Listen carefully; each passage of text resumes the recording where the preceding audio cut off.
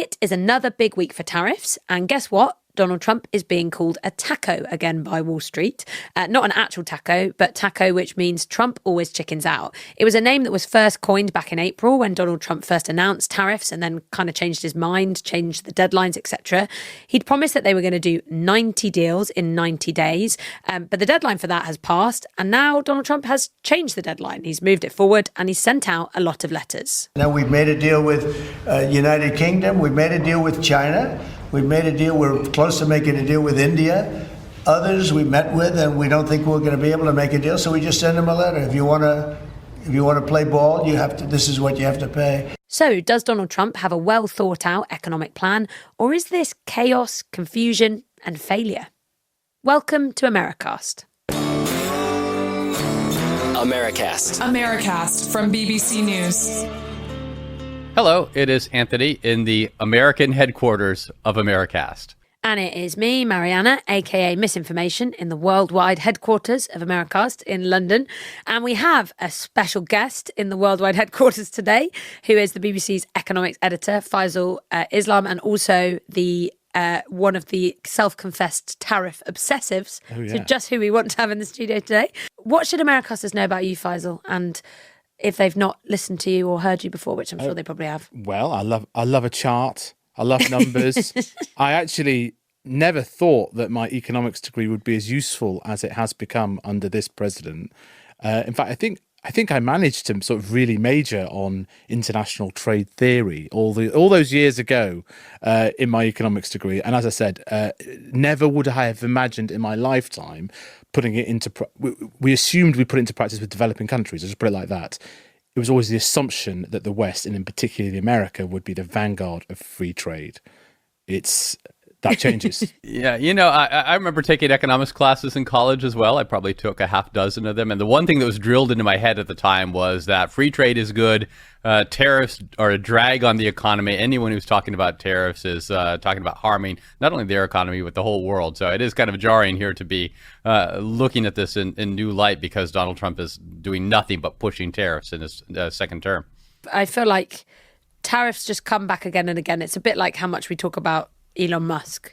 Not quite the same though. And I guess let's start then with this big week for the tariffs, for Trump's tariffs. This deadline happened on Wednesday and it passed. What was actually meant to happen, Faisal? Like, what did we expect to happen? You have to go back to April and to Liberation Day and that famous blue board that I remember sort of staring at a very small screen in BBC HQ trying to decipher before I ran onto our main evening 10 o'clock news to announce the tariff rate, hoping my eyesight had been able to discern each pixel correctly.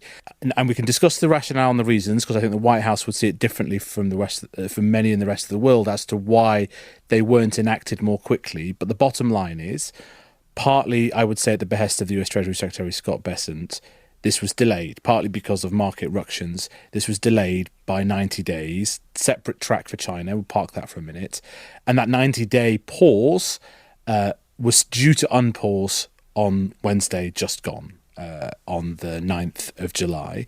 And in that time, the quote that you just used, which I think came from Pete Navarro, the trade representative in the White House, was that 90 deals would be done in 90 days. And I have to try and do the maths in my head. But how many is that a day? We're not. Oh no, not a day. It's been more than 90 We days. clearly haven't made 9. I'm not even clear we've made 5. Actually, actual deals. There's a couple of. I think we're 2. Right. But there's a couple. These things change by the minute. But yes, we still think there might be one from with India, and the European Union is the big uncertainty that we thought might have been settled. But in the past week, what we've learnt, certainly from the president and from some of his outriders, is that sending a unilateral letter asserting, in most cases, the same number that was on that blue chart that was paused, is a deal. And that is an interesting concept. Right. And Donald Trump was asked about this on Tuesday. What happened to the 90 deals in 90 days? And here's what he had to say about it. Oh, we've spoken to everybody. We know everything. It's all done.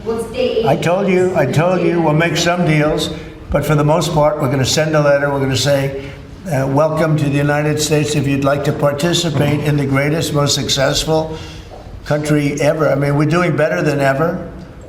We have I don't think, and you're going to see these numbers soon. We've never had numbers like this. We've never had investment like this. We have more than 90. We're going to have much more than 90, but most of those are going to be sent a letter. This is exactly what I said. Now, we've made a deal with United Kingdom. We've made a deal with China. We've made a deal. We're close to making a deal with India. Others we met with, and we don't think we're going to be able to make a deal, so we just send them a letter. If you want to play ball, you have to. This is what you have to pay. So Trump would go on to say a letter is a deal. Faisal, is a letter a deal?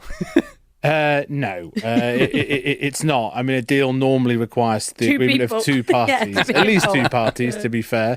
And one is, it is what it is. It's a letter that's unidirectional. It's going from one person to the other, and it's unilateral. It hasn't been negotiated. And as I said, with one exception, which I'm sure we'll come on to, which is Brazil, it's almost exactly the same as the numbers that were announced on the blue board, which at the time, you discussed it on Americast, was the subject of some highly complicated equation that basically reduced down to the size of the trade surplus, so the difference between imports and exports.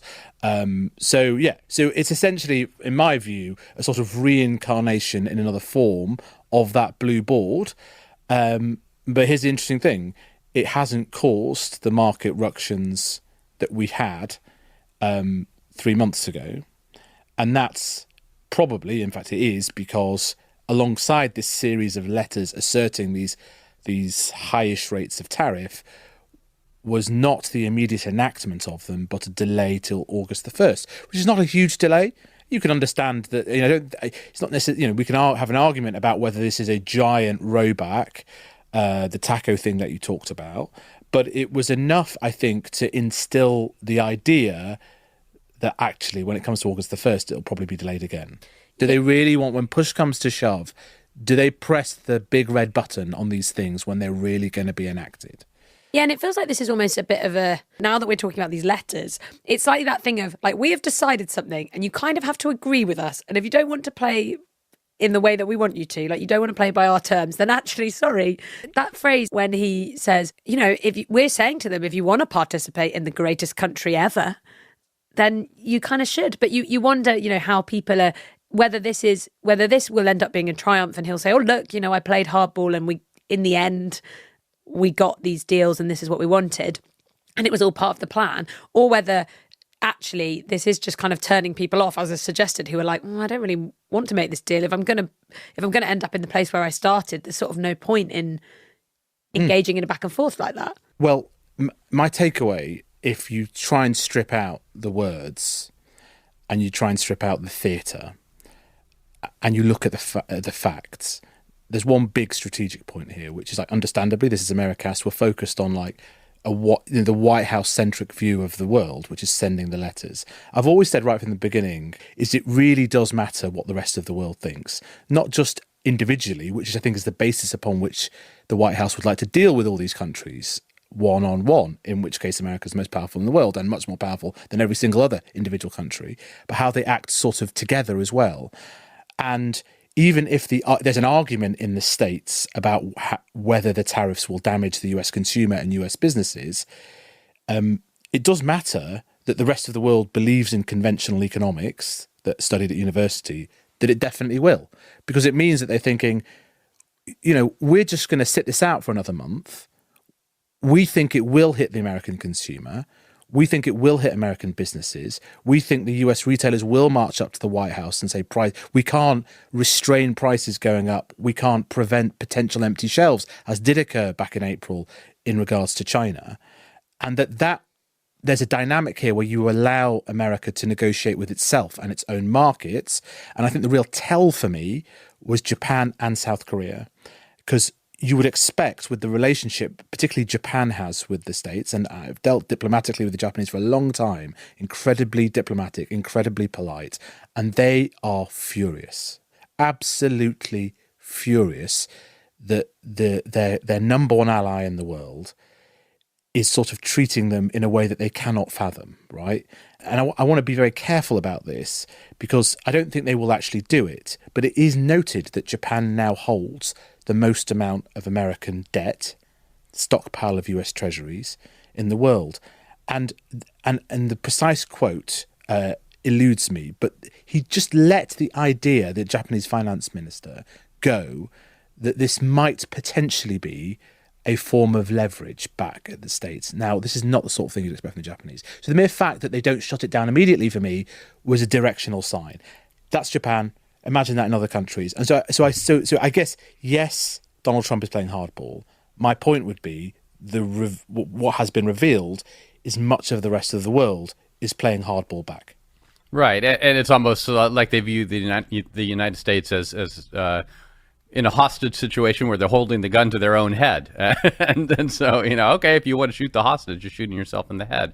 But to get back to the deadlines again, because I think you hit this right on the head, and that is that the letters are basically a gussied up version of that board we saw, the poster board on April 2nd. The real change here was the new August 1st deadline. And so if that's the case, then how seriously should we take this August 1st deadline? Is he going to punt it again like he did after April 2nd and now he's done in this case? Or is he going to start really, as you mentioned, hitting the big red button? And Donald Trump was asked about this, and this is what he said on Monday, as these letters were first starting to come out, where he seemed to leave himself a little bit of wiggle room. I would say firm. No, I would say firm, but not 100% firm. If they call up and they say, would like to do something a different way, we're going to be open to that. But essentially, that's the way it is right now. Yeah. So then the next day,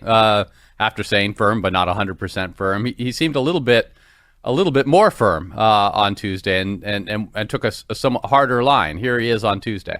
Just to make it clear, it wasn't a change. It was August 1st. We don't change very much. Every time we put out a statement, they say he made a change. I didn't make a change. A clarification, maybe. No, August 1st they pay.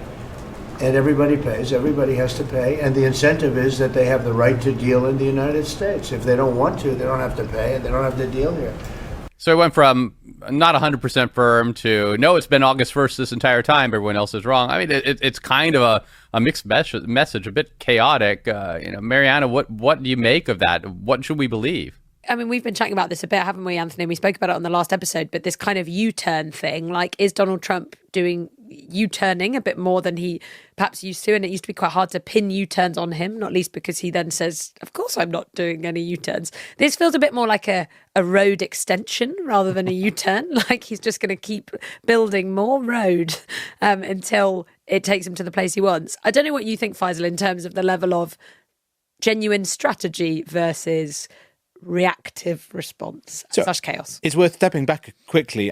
In his mind, and I can see that this pressure is working, he sent a message out to the whole world, particularly those that export to the US, the world's greatest consumer market, that if you want to sell in, you basically have to build in America or pay a fee. And I mean, the World Economic Forum at Davos in January, it was extraordinary to see that beamed into the European executives. And so you are seeing moves in markets slowly where people are sort of thinking, well, maybe we have to shift production to the States. The sheer uncertainty we have seen back and forth, U-turns, are they pausing, what's the actual agenda here, has meant maybe you've got less of that than you might expect. There has been a real impact on revenues into the US Treasury. That is at a record level in May. They'll see more of that and they'll be happy given deficit issues to have that cash in, but what's the overall effect on the economy? And we've seen a very real impact on the value of the US dollar, which has fallen against world currencies 10% in 6 months. Now, that is huge. And it goes back to a question of what is the motivation here? Is the motive to shift factories to the US? He was elected on that basis. You can see why he'd want to do that. Or if you are trying to do that, some White House theorists, some people, the current chief economist of the White House, just before he entered, has said actually the real game here is that the dollar is too expensive, that the US is considered to be a safe haven around the world, that this is not a privilege for the US, it's a burden, and taking some of the heat out of the value of the dollar is the way that you make US exports cheaper. I really am going back to my old economics days, but this is actually quite fundamental. If we're talking about this here, imagine what's going on in the Japanese Prime Minister's office or the Malaysia, all around the world. They're like, what is he actually trying to do? Maybe some strategic confusion is helpful in this regard, but some people believe it's to reduce the value of the dollar, and some people believe it's to move factories. Yeah, I put that question directly to Donald Trump a few weeks ago. What's the goal of these tariffs? Is it to reshore manufacturing here in the United States? Is it to generate more revenue from imports, so people are paying tariffs and it's bringing more money into the coffers? Is it a negotiating strategy to achieve some sort of other policy priority, a foreign policy tool, basically? And his answer was essentially, why can't it be all of them? Which, there are contradictions there. You can't bring more manufacturing to the United States and get more tariff revenue. But he just refused to make a choice there. And Anthony, moving on from the various other places we've been chatting about, like Japan, for example, what do we know about Brazil, and specifically how what's happening with Brazil seems connected to Donald Trump's relationship with Bolsonaro, who's the former president? Right. We just got a letter yesterday, and these have been form letters, almost word for word, exactly the same. All of these letters sent to South Korea and sent to Japan and sent to African countries. The letter to Brazil was a little different in that it specifically highlighted Jair Bolsonaro's prosecution, the former president of Brazil, for leading or instigating an insurrection after he lost a presidential election, saying that was part of the reason these tariffs were going to be up at 50%, which was a lot higher than that April 2nd placard level, which I think was about 20% for Brazil before. Also saying that Brazil was censoring free speech for American social media companies, and that was another reason for this. So essentially, this looked like evidence that what Donald Trump wants to use tariffs for isn't just to make revenue or to reshore manufacturing, but as a different kind of a policy goal, as a tool to browbeat Brazil into changing its domestic policy. Although Faisal, I'm not sure how effective that's going to be. Doesn't Brazil have a trade deficit with the United States? The U.S. actually sends more to Brazil than they send here. Well, these figures vary depending on whose figures you use, the sort of the importer or the exporter. But you're absolutely right. Credible measures say that there is no deficit for them to deal with, even though that's what it says in the letter. The thing around social media was, of course, that Brazil banned Elon Musk's X, but then he paid a $5 million fine, and it was the act of them sort of extracting that revenue that he seems to reference in the letter. Is there not a bigger point here, which is we talked about the motive, and you got to question the president on this. It does rather blow up the idea that it is about the trade relations. Yeah. It's about something else. And then here's what I'm fascinated to hear about, Anthony, which is, how does this affect, and how seriously is the court case that said it was this whole process, or the use of the special emergency national security powers, was illegal? Because what I do know is that part of the reason I think that other countries are playing hardball is that they think that there's a chance that the whole process might be rendered illegal. You definitely, if you felt that there was even a 50-50 chance, why would you give your best offer right now? You'd leave it to not just the markets, but the court system. Is that realistic? Yeah, that's the first thing that I thought about when I saw this Brazil letter, is like, how can you justify this under that 1977 Emergency Economics Powers Law that the president is citing, that gives the president unilateral ability to impose tariffs in economic emergencies? How is Brazil's prosecution of a former president anywhere related to economic concerns in the United States? So if you're looking for a textbook case for a lawsuit to cite, saying the president is stretching this law as justifications much farther than Congress ever envisioned when they passed it, this seems to be the one. And I think there is still a view that courts may decide that all of what Donald Trump has been trying to do, with at least using this specific law, which is the one that gives the president really kind of immediate powers to impose tariffs very quickly, that they're going to strike them down. The court, on its first instance, that trade court said so, and then it got suspended while appeals were taking place. So as every legal process in this country goes, it's going to take time. But I could see countries looking at this, particularly Brazil, which has it doesn't depend as much on U.S. exports.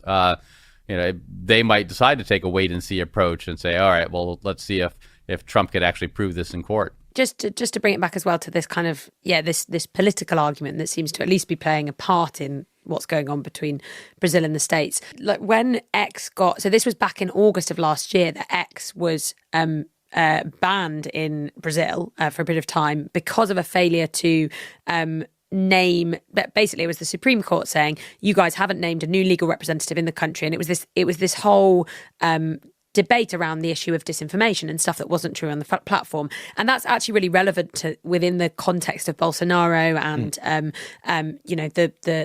the protests and attempted insurrection coup that happened after he lost the election, or these allegations of inciting that all kind of related to disinformation that was spreading on a variety of social media platforms. And the parallels between what happened in the States in terms of January the 6th and, allegations that were leveled against Donald Trump about his role and others' role in saying things that weren't true about the election being stolen, of which, there's no credible evidence has been provided. And the violence that ensued and those riots that took place. And, obviously now in the States, the situation looks very different around that. Like Donald Trump hasn't been, various cases and charges have been dropped. Lots of the people who were in prison were, as he calls them, the January the 6th sort of hostages were released. And so you can see how he's saying, well, hang on, we've done this, so you guys need to do it too. But you do think that if you're looking on as someone who, I guess if you're a hardcore Make America Great Again kind of person, you think, great, Donald Trump is projecting his values onto other places and I care about that and I agree with him. But if you're kind of the average person and you think, oh, I thought he was doing this in our economic best interest, but now it kind of seems about something else. Yeah. And then you imagine, is the same thing going to happen with the European Union, who have also been pretty sort of hard on disinformation. Well, but they also take regular chunks out of the big US tech firms in terms of regulations, in terms of monopoly powers, and possibly, and this is a new avenue, actually in the UK as well, over what we would consider disinformation. There are new powers have just come into force here, which definitely, when the negotiation was happening with the UK, an interest was taken by the US side in that. UK didn't yield on that. And also the tech tax. So a number of different things. I mean, I think Anthony made a sort of comment there, which is like, you can't achieve all of these outcomes with this one tool. If you want to raise the money to fill a gap in your public finances, in the deficit, then if they move the factories, you won't raise any money. Equally, if you want to use it in economic terms, then how much leverage is there? The bottom line is this, though, which is they have, the US is building around it a tariff wall, on average, which was sort of 2 to 3% for many decades, for 40 years. That is now 15%. 15% is the average effective tariff. That is a big move. Yeah. And you would expect to see it starting to hit the US economy and consumers. When I was over in April, we met a toy manufacturer, retailer, who said that she didn't anticipate during the holidays, during Christmas, as we would say, being able to put prices on her catalogue. She was going to print a catalogue without prices because they were so confused about what was going to happen, particularly with China. But I'm intrigued to know from Anthony whether is any of this hitting home? Has it affected people's everyday shop? Yes, and actually that raises a question that one of our Americasters, Jay, emailed to us on tariffs in particular. He says, we hear of some companies absorbing the costs and others planning on moving production to the U.S., but what do Americans feel about these tariffs now that they have had time to impact? So he's wondering the exact same question that you pose there, whether it's starting to take a drag on the American economy, if American consumers are starting to see prices go up. And there is some evidence that prices are going up here. I think the price of shoes, according to one survey, was going up about 4%. Apparel over the last 6 months, according to a study from DataWeave, it's an analytics company, going up 2%. That doesn't sound like a lot. $100 pair of shoes is now $104 pair of shoes, but it adds up, and it adds up enough that Americans may start to grumble about it, particularly when they were already sensitive to prices because of the post-COVID inflation, where prices at the grocery store, prices at the stores, all of that was going up. So this is certainly moving things in an opposite direction, and that maybe is being reflected in some of the polls we're seeing, where public approval of Donald Trump's economic policy, his trade policies in particular, those have dropped down into the low 40s and even high 30s. And as we saw over the past 4 years, when a president starts to get in trouble on the economy, the public starts to turn against the president on the economy, everything else doesn't matter. That's what the public cares about when their finances are hurting. They don't pay as much attention to cultural issues or environmental issues or anything else. They want the economy fixed. Yeah, and I was kind of thinking about this from the undercover voters' point of view, who I feel like Faisal is acquainted with them as well, my sort of fictional characters that exist across the main social media sites, and I use them to see what different people still alive? are seeing. They're still alive, very much alive, very to everyone's dismay. They live forever. They're charged up, ready to go. And I was looking at this just to see whether anything about, like, tariffs is quite boring. I know that you're excited about it, Faisal. Excited is maybe the wrong I don't know where you're going with this. But it's not the kind of thing that generally cuts through on social media very much, except when it has things like the charts or like funny memeable moments. But what does often cut through is people talking about like the price of things. We've chatted quite a lot on Americast about eggs, for example, and people kind of saying like, "Oh, this feels more expensive or less expensive." I haven't seen it in. So when all the tariff stuff happened originally, Americasters might remember we sometimes talk about stories that like don't get that much attention, that might have not been on your radar but should be. And people might remember that because there was this kind of back and forth going on between China and the United States, there was this moment where TikTok was flooded with Chinese manufacturers and content creators saying, look, that, you know, you're paying this much for a pair of leggings in the States, and actually, you know, it actually costs this. And that's almost became like a bit of a pawn in this like trade war that was going on, and this kind of back and forth tit for tat. But that at the moment, at least, like there hasn't been, you know, letters are kind of boring, they're not charts, and it doesn't seem like the sort of direct consequence of the tariff stuff is being felt like acutely. I think it's quite early. Yeah, well, that's what I mean. So it's like we won't have it now. Probably, we're not far off though. I'd say by the autumn. Certainly, you've got to remember that at one point during May, the China tariff was 145%.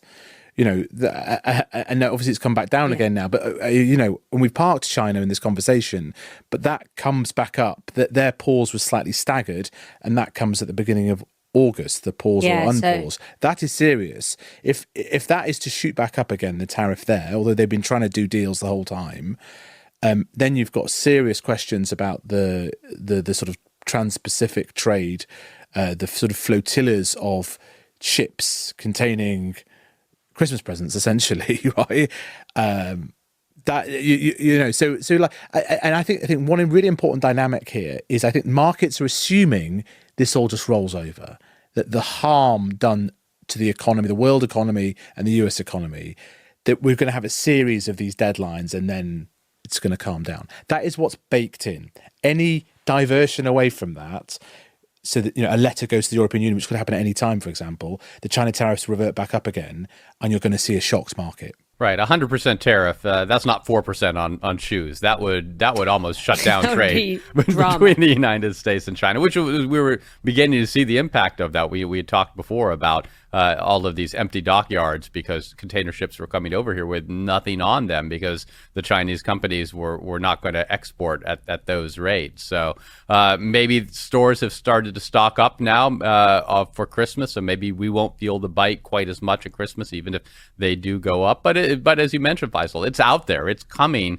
And eventually these prices are going to start to go up. And, you know, we talked about kind of the academic theory behind trade and why it's bad. And the reason is because when you put tariffs on these imports, at least according to economists, then domestic industry, domestic manufacturing shifts, but they do so in a less efficient way. Maybe it's easier to make shirts over in Bangladesh than it is here in the United States. There are things the United States is better at than other countries. And so the idea for economists is that everyone does what they're best at, and therefore you pay the least, you get the most bang for your buck, and everyone essentially does better off by it. But changing the system now to try to protect the United States, that's going to have some very real consequences for Americans. And maybe some people have jobs that they didn't in industries that they didn't. But at least the economic view, Faisal, and correct me if I'm wrong here, the economic view is that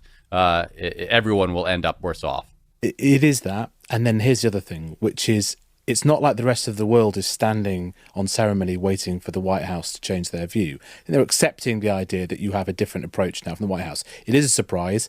The likes of Tokyo are very disappointed by this. And so we'll see what consequence that is.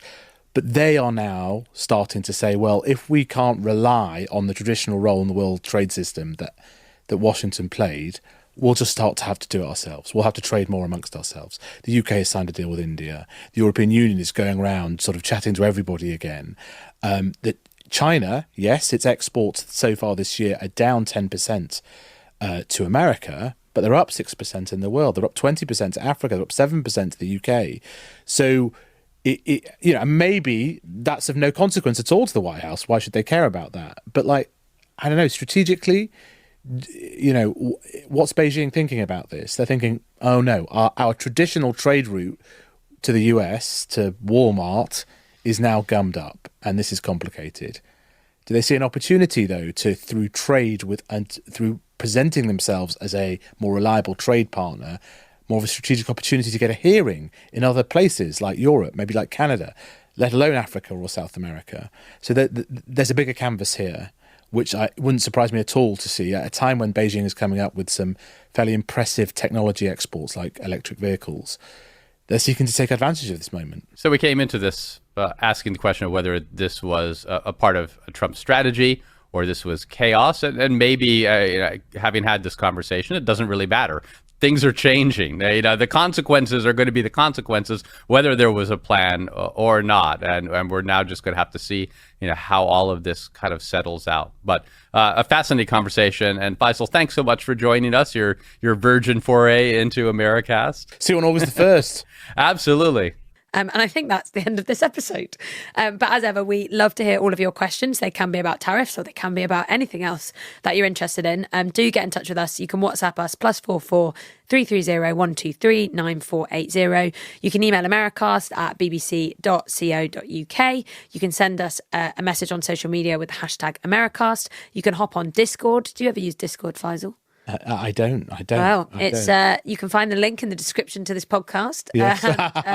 Basically, you can ask questions on our little corner, our server, the Americast server, but there's also a newscast one. So people can ask away.